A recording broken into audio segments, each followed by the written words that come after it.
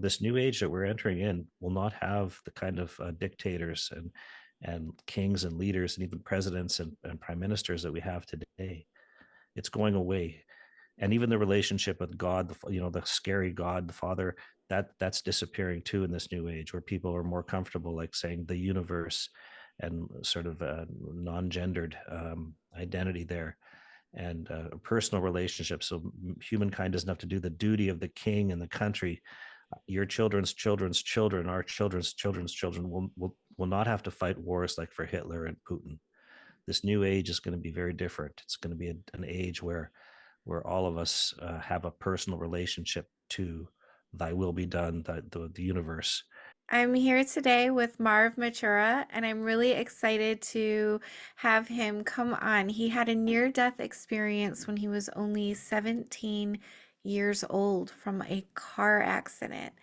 Marv, thank you so much for joining me today. I appreciate you so much. Thank you, Tia. Glad to be here. You're doing wonderful work. Thank you. So are you. And I'm really glad that you share your story because it does help so many people. Um, why don't you take me back to that fateful day, or is there a backstory that you need to share before? No, I don't think so. Let's go right into it. So the day that I nearly died, or that I did die for a brief point, uh, was um, in my senior year of high school, which in Alberta, where I'm from, is grade 12. And it was in the spring of the year. My friend had just got a new car, and this is back in the 70 80s, yeah, first 79 80. Anyway, it was a big 1970s LTD Ford, super powerful, 400 cubic inch engine, and real getaway kind of FBI car. And he was kind of a crazy driver. And but that was, I knew that, and we were all kind of bulletproof and immortal in those days too. You don't think about your death yet when you're that age. And anyway, we were driving to a party on a Thursday night, with the car all loaded up with liquor, and we were ready, cracked our first beer, and lit up one of those, a doobie, and just life was really great. And he was traveling too fast, spun out of control. We hit a post at about 60 miles an hour, and the car, if anybody's ever been into a serious accident, the sound of a car hitting a power post or any kind of crash is just deafening. It's a metal on metal kind of sound you'll never forget. I remember coming right out of my seat. Of course, there were no seat belts back in those days, and hitting the front shield window. And I know what saved me in that moment from certain death or perilous was the rearview mirror. I hit that first, and that broke. It broke right off. I knew that later, but that, when you have just a little bit of a break with your body, like what a seatbelt would do, that can make the difference between life and death. Anyway, I basically came back into my seat just like a crash test dummy after doing that to the window, breaking it, open. And then I just, whenever you're in serious trauma like that, you don't feel pain. Your body goes into shock. So, and I'd been in kind of situations like that before, and I just put my hand up to my head like that, and came back, and it was just completely covered in blood. I was just bleeding from that head wound. If ever I lose my hair, there's a nasty scar up there, about 7 or 8 stitches long, that split right open, and was spilling blood rapidly. And I was losing blood very quickly. Anytime you have a head wound, if you ever had that, you know that that's what happens. Looked over at my friend in the front seat, and he was knocked cold, blood coming out of his forehead, and his hands kind of mangled in the steering wheel, that where he had hit, his forward motion was stopped. And I just thought, wow, let's back out of here and get out of here. I want to go home. Like, you haven't sunk in yet to what you've done. You don't think this is going to happen to you when you're that age, especially. And so I got out of the car thinking I'd walk home and clean up, and somehow this would just go away. But minute I got out of the car and started walking, I realized that there was no way I could walk home, which was only about maybe 2 miles away. And I realized I better sit down. And by this time, of course, everybody's stopping. It was a busy street, a lot of people stopping and commenting and wondering what happened. The car is wrapped around a pole, very much demolished. And luckily, a nurse happened to be stopping there, certainly a guardian angel, and she took me in and put pressure on my wound, which was good to do because it was bleeding so severely. She knew what to do about that. Then I remember that, and then I remember seeing my friend. He actually woke up from his being knocked cold during the accident. He wasn't dead, and he was walking around, but he was incoherent and just apologizing to me and wondering what they can do and all those things that happen in serious trauma. Went to the hospital with the paramedics, and unfortunately, like in those days, and maybe even today, like we were sort of kids, and kids, as sometimes adults do, they realize that you're drinking, and you got into an accident, and you're just a punk. We had, in those days, long hair was something that was sort of rebellious, and we were both musicians and stuff like that. So anyway, bottom line was not a lot of good treatment at the hospital. Even the paramedics, they would not let me wash my face with blood.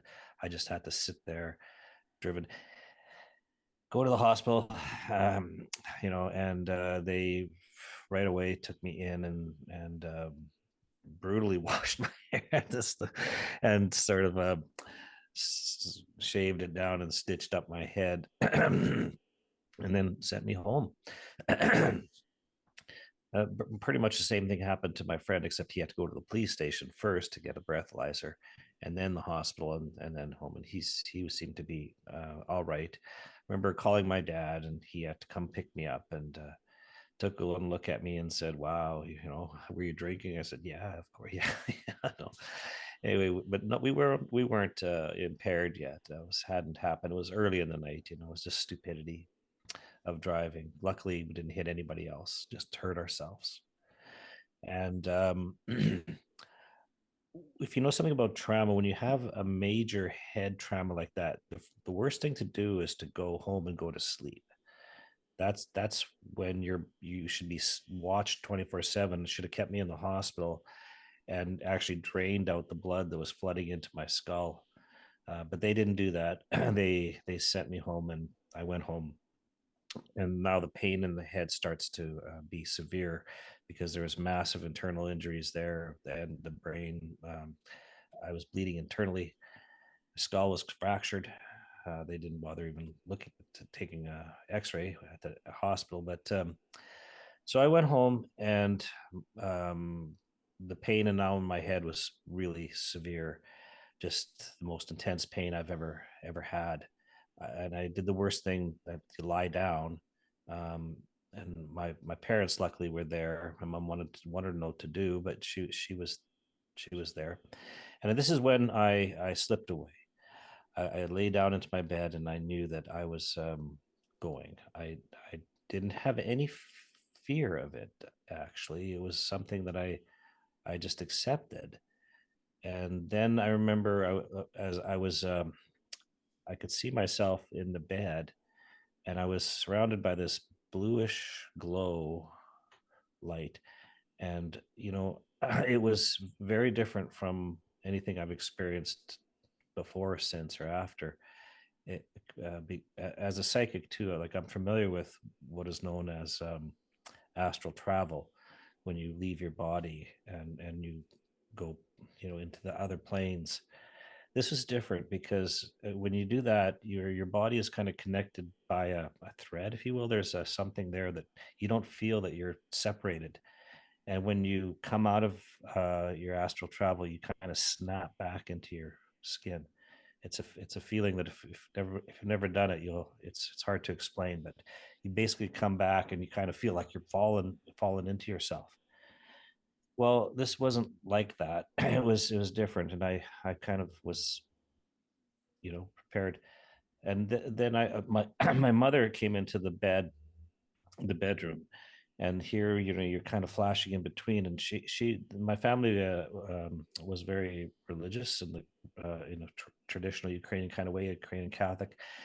And they have my mom would always keep a bottle of blessed water around the house, water that has been blessed by the church. It's just regular water, but it carries, of course, whatever magical vibration you bring to it. And I guess my mom didn't know what else to do, but she came into the bedroom and washed my face with her uh, sponge or something like that, whatever it was, and I could feel this. And I remember thinking, um, I'm going to tell my mom kind of goodbye and how much I love her. I don't know if I've told her that enough. So I remember coming back into my self there, and as my mom was leaving the room, saying, "Thanks, mom. I really really love you, and thanks for all that you've done." And I didn't say goodbye to her necessarily, but I thought that was it, that I wouldn't make it through the night, given what was happening and the way I felt. So, but after I did that, and then I didn't, I don't remember much else except coming back into my skin, let's say, and waking up in the morning, probably about 4:30 or 5 in the morning, and pretty much blind. I could hardly see, and I stumbled out of bed and looked into the mirror and realized, well, I'm alive. I'm not dead after all. I guess I didn't make that last journey or the next step. And I saw that one of my eyes was swollen completely shut, because something that happens when you have massive internal bleeding in an accident like this is all the blood comes down into your tissues like this, and then it starts filling up your eyes so they just look like raccoons. It took almost a year to recover from that completely. And so I still had a little people I could see through, but everything else is turning purple, blue, and green, just like panda eyes, you know. And but I realized, okay, I made it through the night. I'm okay. It was still major pain that I was experiencing, and I'll tell you, on the other side, there was no pain. It was just a very calm, warm, inviting world, that after you've been there and you've seen. I again, my time out wasn't that long, but I can tell people that it's you should not fear death, and I haven't since this particular moment. um, Although, like, it wasn't that I feared it, because I always had a feeling connection that there's more to this life, and that this wouldn't be just it when we die. So that was always in me very strong, as a faithful thing, kind of, principle. But that proved it, of course, at that moment in time. And I woke up, and of course my mom looks, whoa, look, you don't look too good, and everybody was like that. Went to the hospital. They couldn't believe that I had lived the night through, and because they took the x-rays and they explained what was going on. And they didn't really apologize for sending me home that night, but they seemed pretty glad that I hadn't, kicked the bucket, given my injuries. So there was nothing much they could do that morning. They kind of kept me there to see if it would get worse, and maybe they'd have to operate and see if they could relieve the pressure of the blood. But it had, I guess you could say, nature's way of doing it. Instead of killing me, it kind of went into my face and my tissues like that, and I didn't. I survived. So that was my moment of knocking on heaven's door, so to speak, and realize, and coming back, from that point, Well, and thank goodness beginning my that you long came recovery. back No, well, to thank you. share your story with us because Mhm. near-death experiences are so helpful to us here on this side who've never had them. Um, Yeah. did you know what happened when you woke up in the morning? Did you know that you had had a near-death experience? Yes, I did. Yeah, I felt very, very in awe of it. Yeah, and I didn't expect to wake up. I was at that moment. I was at peace with dying. It was something I didn't. It didn't scare me. It didn't. I was just, I'm gonna go. This is my time. So when I woke up, it was just, oh, I didn't go. Okay, I'm okay with that too. But I was in serious pain also when you come back, because that head injury was. I was kind of like recovering from being hit on the head with a sledgehammer. It doesn't hurt when it, when they hit for the shock value, but then the pain comes in, and it was full on, I tell you. Yeah. Did you lead your life in a different way after your experience? Did it change your philosophies or I guess your principles? Well, it certainly reaffirmed my principles. It reaffirmed that this life is just a temporary uh, track that we go through. I guess I believed it much more solidly than I had before, um, and I actually was one of those little kids who was quite aware of mortality at an early age, uh, even prior to, well, like when I was in my infancy, well, 4 or 5 years old. No, maybe a little older than that. Grade 1 or 2. I kind of realized. I think it was grade 2 actually, after Christmas holidays, and I realized, you know what? There's never going to be another grade 2 Christmas holidays ever.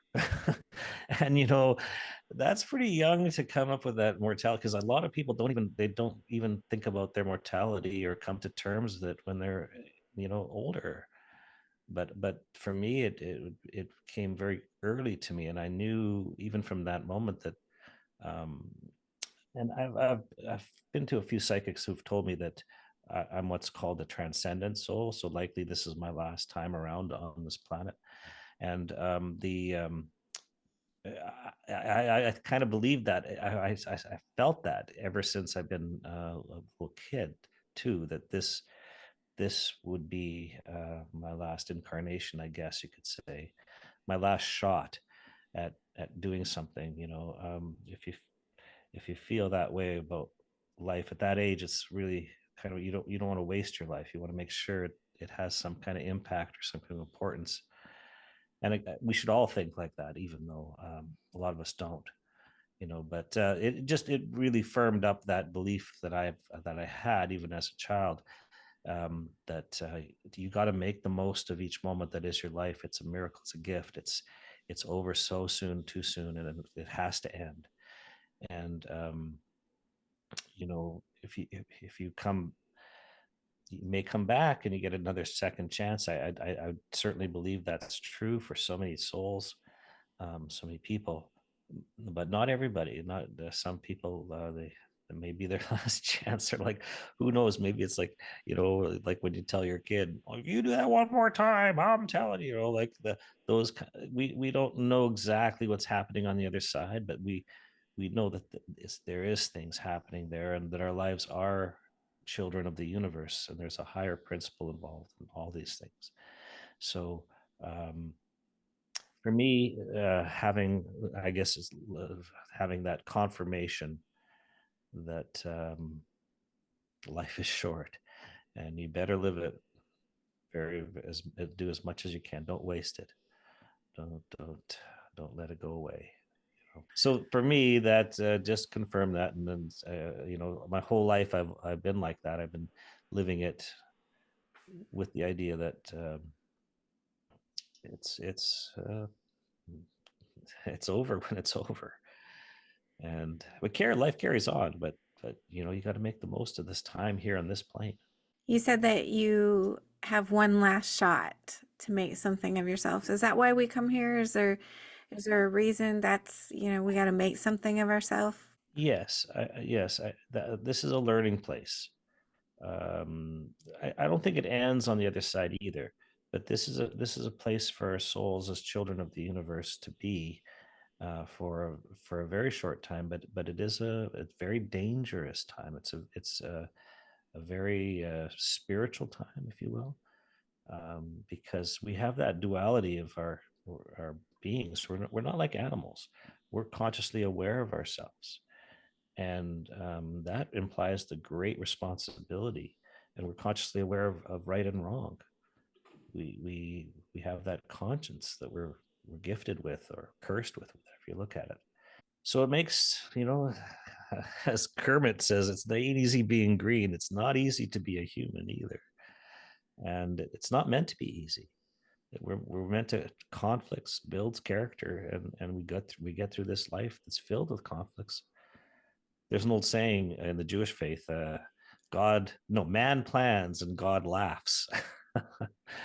So that's like, it's meant we can figure it out, but we can't figure it out exactly.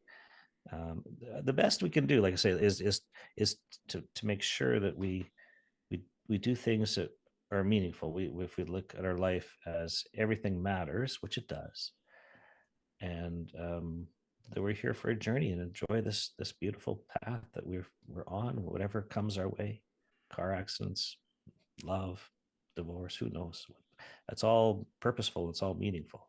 So my life as a psychic, I've this near death experience kind of certainly turned me on to that. I've always been interested in metaphysics, even as a little boy, when I thought everybody could astral travel. I didn't know it was something special, but so for most of my life, I was a teacher, and I love the transformational nature of the classroom. I think that puts students into a wonderful place, and I've written about that.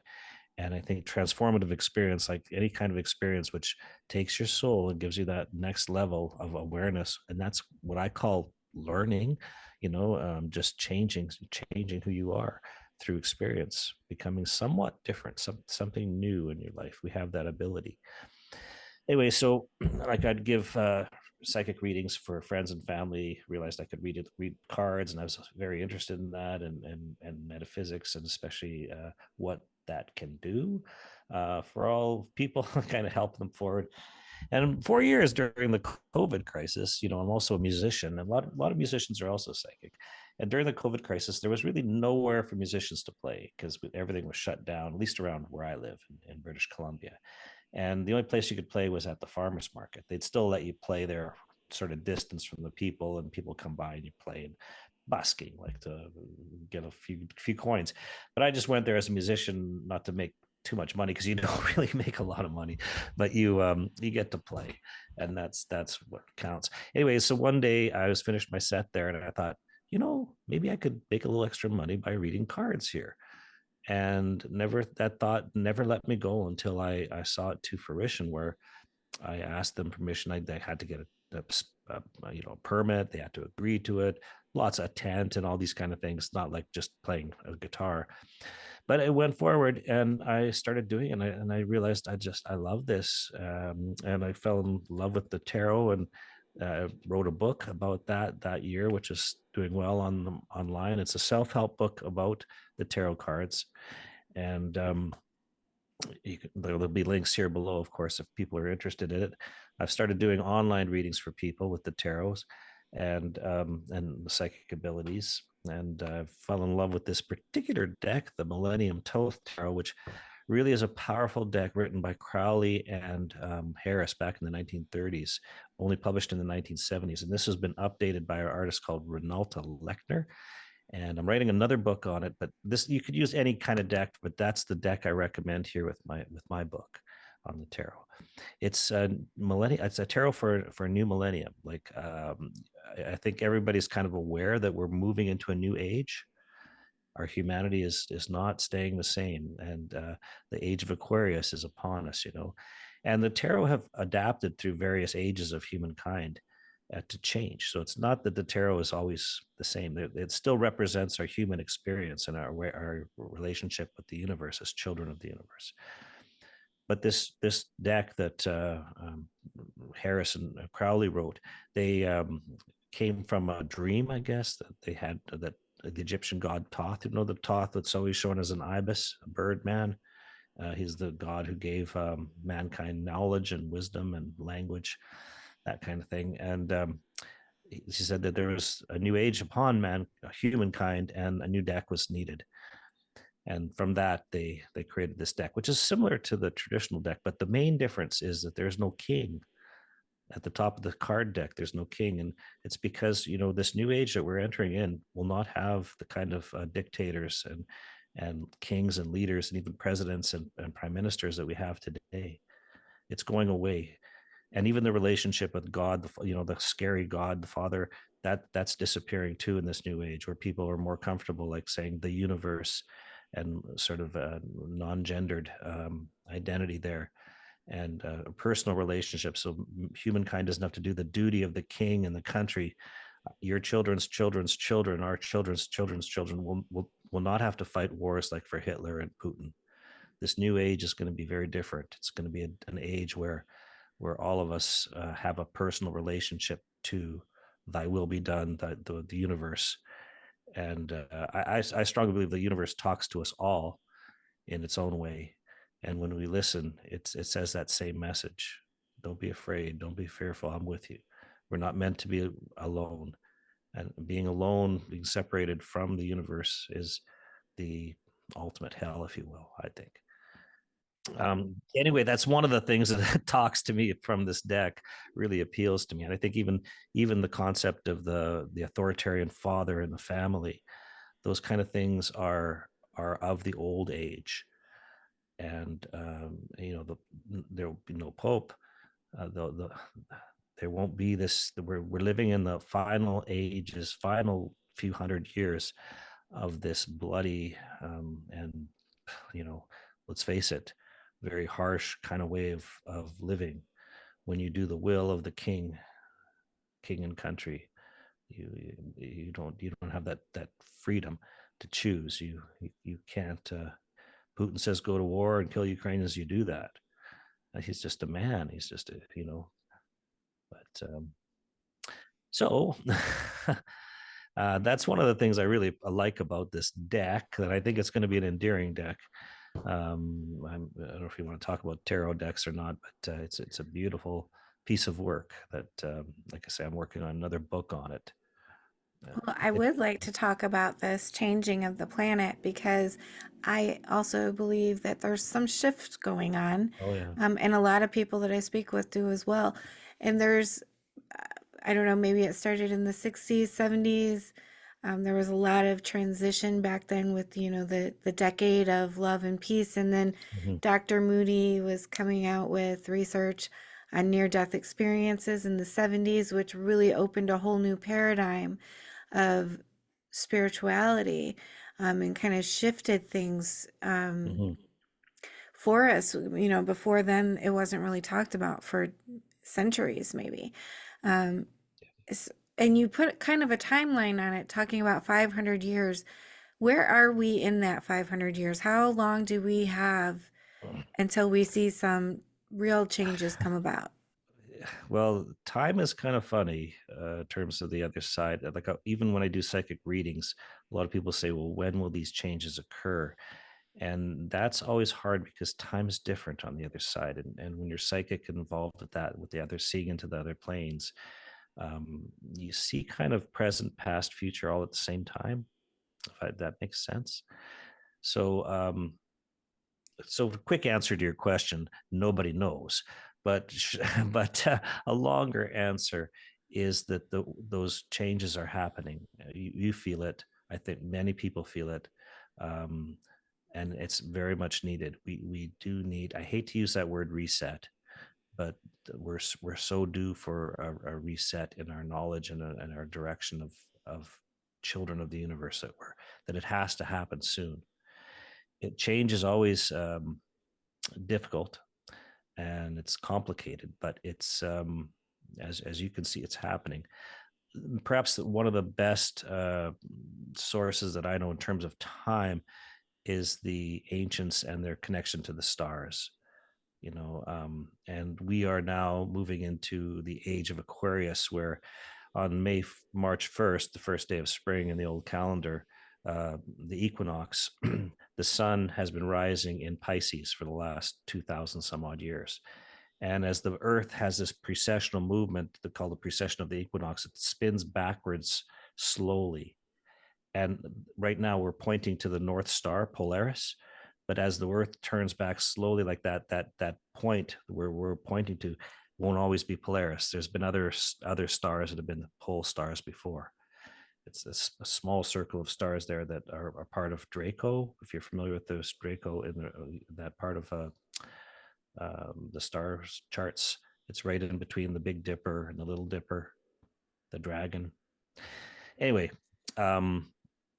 those stars that the pole stars never set. Remember, like that's you probably followed that, but in the Greek mythologies and stuff like that. So, but the Aztecs had this figured out, and they said that the age was ending in 2012. the calendar would go up to that, and then a new age would begin. So that perhaps could have been the date. Well, I think the Aztecs kind of maybe had that down. But again, the date that happened there, you wouldn't recognize the change.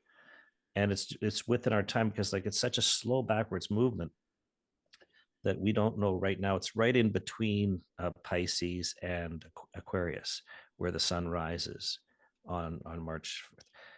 In 100 years, it's going to be clearly the sun will rise in the constellation of Aquarius and not Pisces. It's funny, the last age has been known for the fish too. Of course, it's associated with Christianity, but the fish has been the symbol of the age.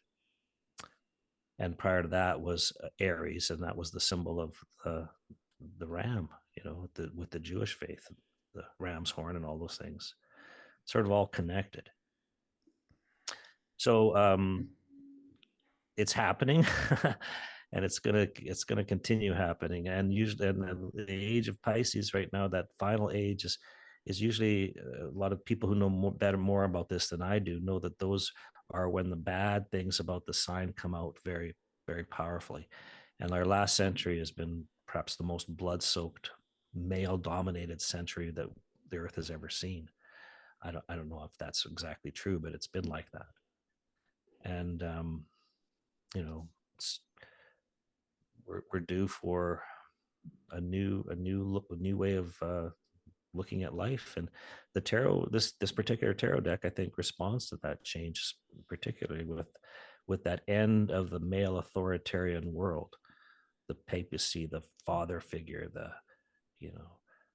when I was a little kid, for example, we used to go to a Ukrainian church, an older church. It was all wood, and in Canada, old means like 100 years. But and there was a fresco painted on the ceiling of an angry old man with a flowing beard pointing down at the congregation, with that kind of that imagery of the universe or God.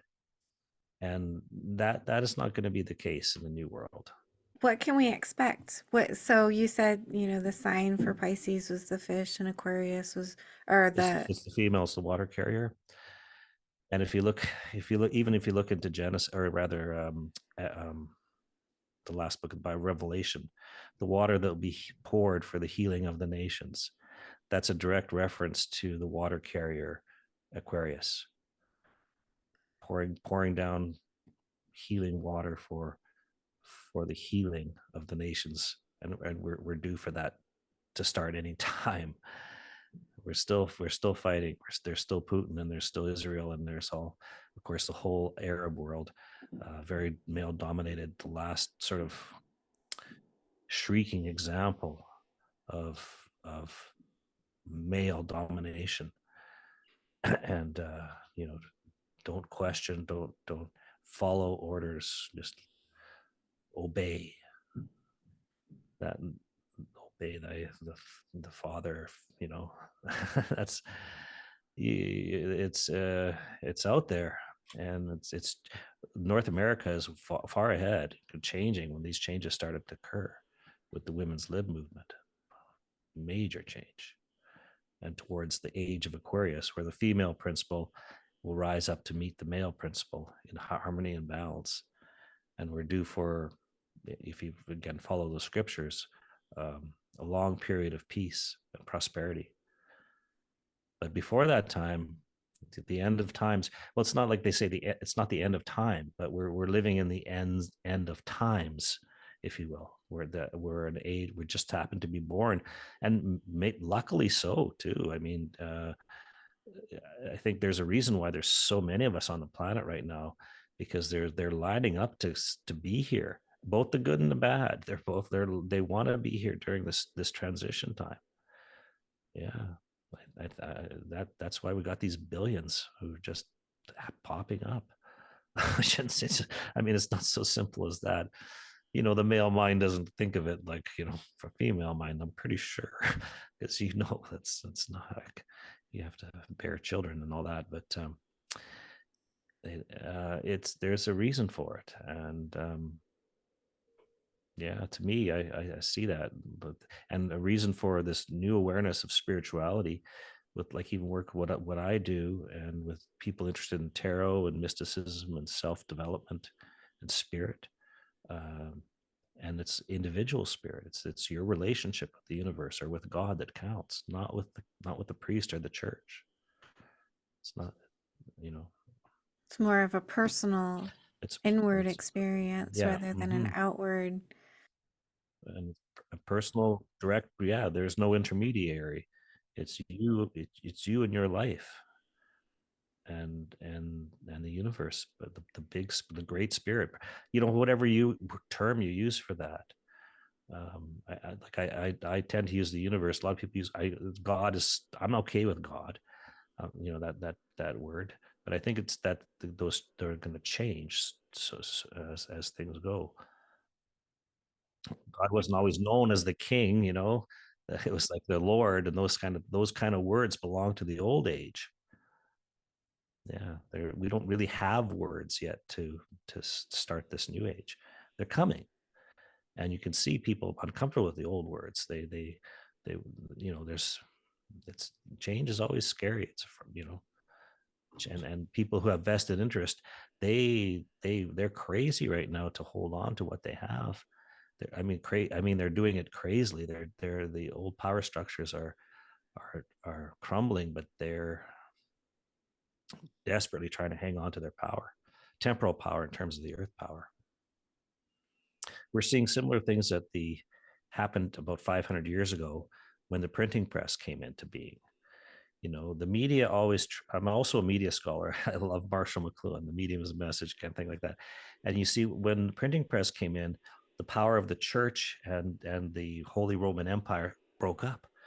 It couldn't be stopped because Martin Luther had developed the Bible, so you could read it in your own language and you could come to your own terms with God. You didn't have to pay the church, or who would then find your way into heaven. You had to earn your way, and that was a huge change, moving from the old church that built up these massive structures where people could buy their way into heaven, so to speak. And they tried to silence Martin Luther King. Just they tried to ban the Bible from being printed.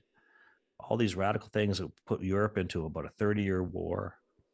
But eventually it changed. The church didn't have the power it used to have, and then the nation state rose to match the religious state, and eventually into women's liberation, individual mass, no more slavery, all these changes that just followed from that invention from that time.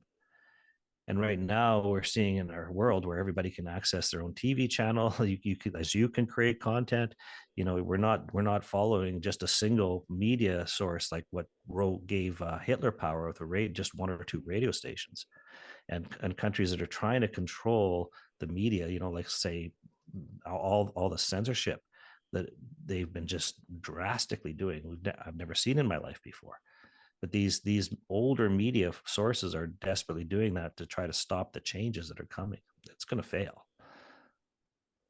But we live through this difficult time when a whole power structure and a whole new world is developing. If you look at, say, the Roman Empire, as an example of us, it didn't just rise in a day. It rose. Took about 300 years for it to reach its zenith, and then about 200 years for it to decline. If we look at our society, we're looking only at about 500 years of growth since Columbus sailed the ocean blue, 1492. And so here we are at sort of a zenith point, and it took this long to get here. It'll probably take that a similar time for this to eventually end and a new way of living present itself. How can So we prepare for what's coming? that's a great idea. Well, there what you're doing, in fact, right now, you're a prophetess here, spreading the word about this and the preparation. You don't really have to prepare. I think it's just being get closer to the universe, get closer to your own truth, to thine own self be true, and and find that freely chosen identity that will make you at peace with yourself and the universe. It's not in a loving harmony relationship, and that everything is to work together as a single great spirit. So the more we can connect to that, and not fall into patterns of hate and desperation, or following anything other than your own conscience. Uh, those are things we can do to prepare ourselves inwardly for this new kingdom, or it won't be a kingdom, but this new world that's on the way. Does that have anything to do with these major sunstorms that we're having and Oh, for sure. the Yeah. northern lights coming down to Florida and all of those things that are happening? Yeah. They say at the 2000, it's about 2000-year cycle. It's not quite 2000 years, but it's a 2000-year cycle. 2000, I think, 365 days or something like that, but in between the precession of the equinoxes. And whenever that happens, there usually is, if you look back in history, 2000 years ago, when Julius Caesar, for example, was assassinated in the Capitol by Brutus and company, and that led into the chain. That was right during Jesus's time, just prior. The but and that's probably what's happening now too. There are like people who are out there now that we don't know about, whose ideas could change. You think everybody knew about Jesus back then? It took a while before that's to spread. An idea like that, love thy neighbor, we still don't quite understand that, and the things he brought to us, but a new way of thinking. And anyway, where was I with that? Yeah, when Julius Caesar died, there was comets, there was all kinds of things in the sky. There was nature was dancing with irregularities, like we're seeing right now here on the planet. There's solar storms that affect us, of course, with the beautiful northern lights, and probably a switch of polarity on the Earth. We the Earth is always changing. We could be hit by a comet anytime, but what could happen in the near future? uh, Again, my as a psychic, and what I don't know why I see this, but I see the oceans rising because of the planet. We can't do anything about this either. The ice is melting. It's not. It is. We Do you think we can stop that? It's not gonna. It's not something that we have control over, and we shouldn't. But as the ocean rises, it puts more pressure on the tectonic plates. How heavy water is, right? If you put, like, say, 2 feet more into the ocean, that the weight of that water pressing down on places like, especially the Grand Banks of Newfoundland, the eastern seaboard, that's going to push all those territories downward, and there's going to be earthquakes and devastation, like, horrible, that we haven't seen yet. And it's all going to be triggered by that extra weight of water in the ocean. There's also with the heat, there's more fires, and at some point we won't be able to control it, and that's already happening, where the earth burns. Is what's causing all of these changes and the procession of the equinox and into the age of Aquarius? Is there a change of frequency or vibration? Absolutely, absolutely, yeah, for sure. That's what's happening, and we can sense it in our humanity. We are sensing it. I know I am. There's a as Tesla said, if you want to understand the universe, think in terms of vibration, frequency, and amplitude.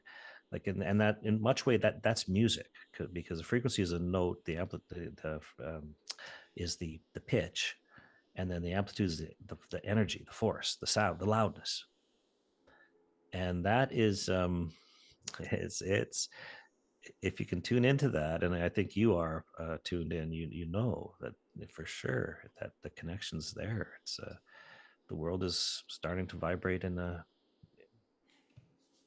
new way, a higher dimension. How can this tarot deck that you use help us to understand these changes better or make the transition easier? The first thing is like with this particular deck, there is no king, for example. So, and I think the tarot has been around for a long time. It shows us what it means to be human. It's very much. I think that's why it works so well as a divinatory tool, because there's 72 cards in that deck and 72 visual representations of the human condition. Okay, and the human condition is a somewhat of a product, of course, of the environment. So the tarot deck has to reflect the environment that surrounds us. Like in that, one of the things that is in this new environment is there's no king. There's not going to be that. So that the cards, this new deck would have to substitute the king in for the knight, for example. That's what's happening here. So but aside from that, we still have kings, and older decks still represent the human condition. When we're where we are right now, and our relationship to the king and queen and whatever you might say is there. So that's just a minor thing. Aside from that, any tarot can help us understand what it means to be human and understand that we're going to die and that we're spiritual beings having a human experience, because the tarot reflects that. And if you're right in vibration with it, with a good reader, like if you call into me, and you're looking at your health, let's say, and we're looking at cards that pull out at that particular time, it's like the vibration will pick up those cards that you need to hear at that time. And then the reader, like myself, is with psychic ability. I read your vibrations and the card that comes up in that sense, and then I can explain to you what I'm seeing in that relationship. And a lot of the ways you lay out the cards, you lay them out like for past, present, and future, and that helps with the psychic envisioning of that for you, so that I can like pull you out of the present and look at your past and your future and present in one moment, and speaks to me what you need to hear at that particular moment, that I'm an intermediary between the universe and you. And I feel like the best, like when I believe I'm a clear channel. It's not my doing that is telling the fortune. It's I feel very humble that I'm happen to be there and to be able to see that for you and help you through whatever it might be that you're going through. A real danger with magical doings and spiritual things is that when people start believing that they're somehow doing it themselves, um, and I kind of blame the way magic books are written and those metaphysical books, and even a book like Harry Potter, for example. They believe if you spin your wand around enough times and chant this, it'll happen. But but you don't. As long as there's nothing wrong with that. As long as you realize that spinning or whatever ritual you do is not you. You're doing the ritual to connect to a higher power, to connect with the universe, and you don't really have much to do about that. You are you know, magic comes from the creator, from the one force, the whatever you call it, and there are evil forces out there too. That's the sad thing, and one of the most treacherous aspect of our humanity is our pride. When we think we can change things, we can do things on our own, and that's not exactly true. That's the if you will, throughout history, that the satanic kind of bad side, or we call it in the metaphysical world, the left side. When you take out uh, God out of the equation, or the force, the ultimate love, the kingdom, whatever you call it, and it's you are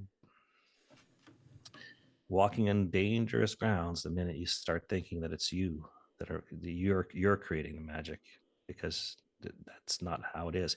And it's tricky. It's because you start to believe that somehow your actions are creating this this reality, but it's not. Does that make sense? It does Uh, make sense. So yeah. God is the one in charge, or whatever you want to term Yeah, God. as Bob Dylan said it best, you got to serve somebody, and if you get involved with this, you should be serving the good side, because there is a negative side out there. It's out there. And if you get into spiritual work like this, or like you said, your near death experiences, you've probably seen people who've seen not the good side, but the other side that we can fall into. It's tempting. You have the power, to misuse it. All of us humans do. It's a very, very sort of dangerous existence, if you will, and you don't have much time. If my viewers wanted to reach out to you, how can they find you? Okay. Well, you can find me online. Just Google Marv Machura.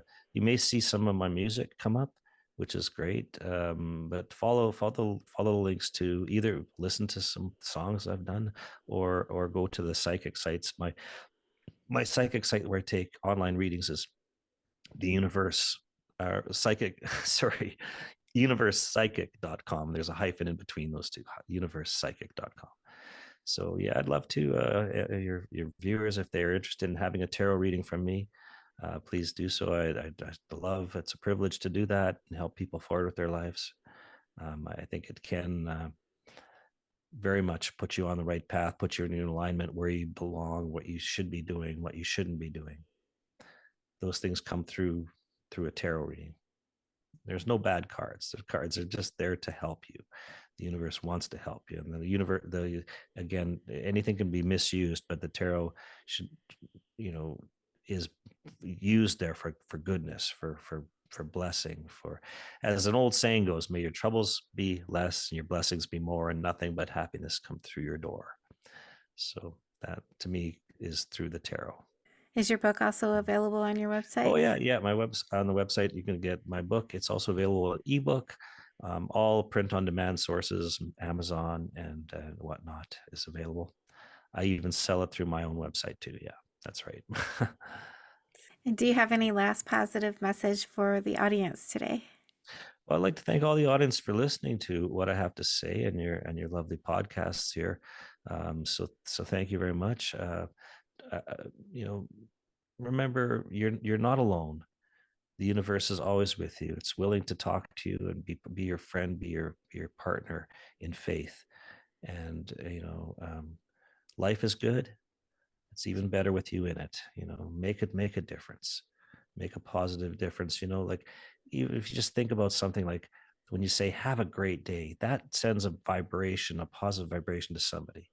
But if this opposite's true too, like if somebody cuts you off in traffic and you say or you're mad at some politician, you're sending out bad vibes, for lack of a better word.